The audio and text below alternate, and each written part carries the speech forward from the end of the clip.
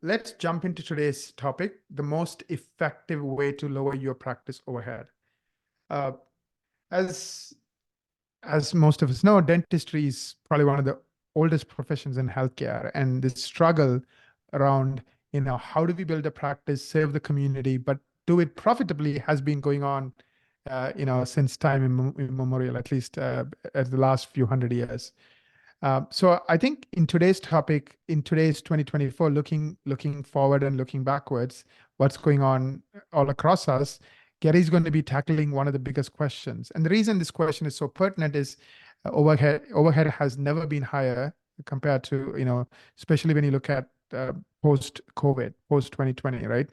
So in the last 4 years, inflation kicked in, wages went up, everything went up in cost. So in general, overhead is higher, but Gary wants to talk about the most effective way to reduce your overhead. There's like one strategy that's going to change everything. So I'm sure some of you know what it is, but I know Gary's going to add some color and provide some details around it.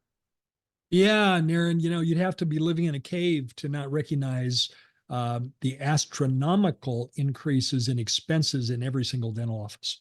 Everything we buy is more expensive. All the materials that we use, everything is more expensive. But perhaps most pronounced over the last 4 years has been the really rapidly rising wages of our team members.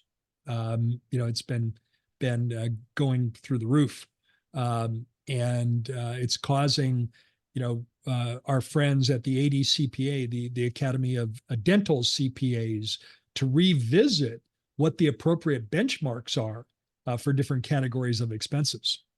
And it's something that is literally on the mind of every dentist. Naren, you and I spend a little bit of time contributing to different dentist Facebook groups where we're often invited to jump in and give an opinion on something. And we spend time on these different social media groups. And there's a number of them that are well populated with lots of dentists. And I think it's, if someone was to ask me, Gary, what is top of mind for almost every dentist practice owner today? What's the stuff that keeps them awake at night? And I'm going to say, well, if it's not number one, it's right there. It's got to be the rising overhead and the rising costs. And there's a lot of discussion about what you can do to reduce your overhead, how you can save money, how you can, perhaps be more strategic about how you spend your money in the practice. And I recommend that you look at all those things. If you're not currently a client of an ADCPA member, Academy of Dental CPAs, get one. Go to adcpa.org. They're a nonprofit organization, and get a really well-versed accountant on your side to look at your overhead. adcpa.org. But I'm going to share with you today, in one fell swoop, you can make a radical change in positively lower your overhead. And I'm going to do it by sharing a case study with you. I'm allowed to share the story. I'm not going to use the doctor's name out of confidentiality, but I share this particular story because it's a very clean example of two back-to-back years in this doctor's practice, back-to-back. 1 year, he was entirely in network with PPO plans, in network, and it was about 12 altogether. Although I say about because a couple of them were umbrella plans that actually involved some more. But let's say that he was contracted with a dozen PPO plans, and that was 2022, the year 2022. And the reason I like to use this example is because the next year, 2023, he was completely out of network. We timed it during 2022 that he'd resigned from the last plan, of course, which was Delta, and he would be out of Delta by December 31st of 2022. That means that January 1st, 2023, he's now completely a fee-for-service practice. And I'm going to share the numbers with you. So in 2022, this is an office that produced $1.9 million, very strong solo dentist practice, very, very strong, big, strong hygiene department, nice mix of services, a general practice that also had some nice high value services in his practice. Placing, restoring implants, adult orthodontics, cosmetic dentistry were the three primary high value services, among some others, but those were the three primary ones. Produced 1.9 and collected 1.4. Now, Naren, if you're not listening closely, you might think, oh my gosh, that doctor had a collections problem, right? Yep, Yeah. produced 1.9 and collected 1.4. No. The 1.9 was his gross production on his usual and customary fees. The 1.4 was his collections on his adjusted production. The difference, the 500,000, was largely PPO insurance adjustments, insurance write-offs, put it another way, 500,000.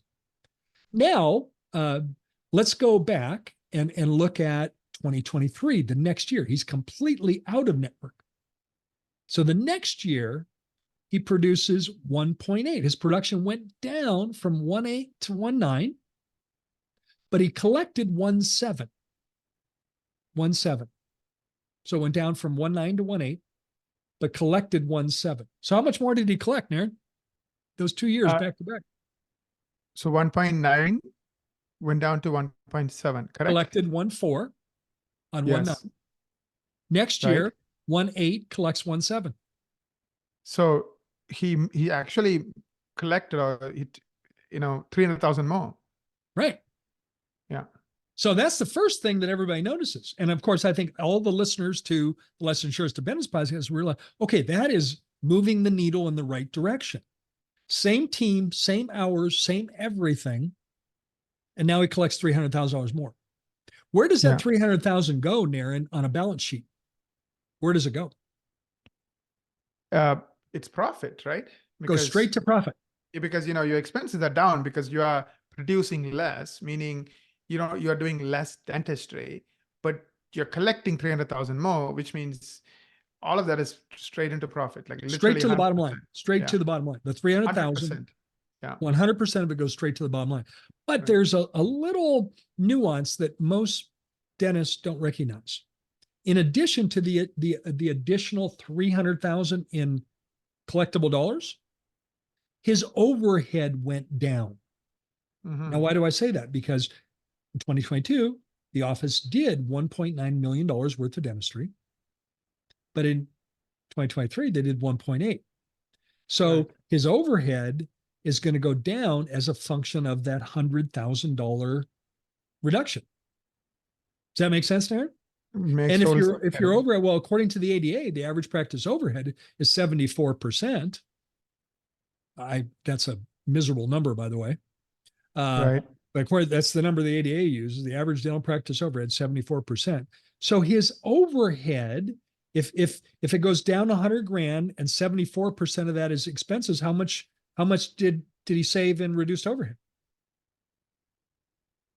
How much did he save in reduced overhead? No, you can't use a calculator, Naren. 74% overhead. His overhead goes down $100,000, 74 grand. Yeah, 74 grand. Yes. His overhead goes down 74 grand. %. Yeah. So in addition to making an extra 300,000, his overhead goes down 74. It has that effect. So the single most effective way to lower your practice overhead is successfully resign from PPO plans. Right. There's the answer to the punchline. What's the most effective way to lower your practice overhead? Successfully resign from PPO plans. PPO plans. Yeah.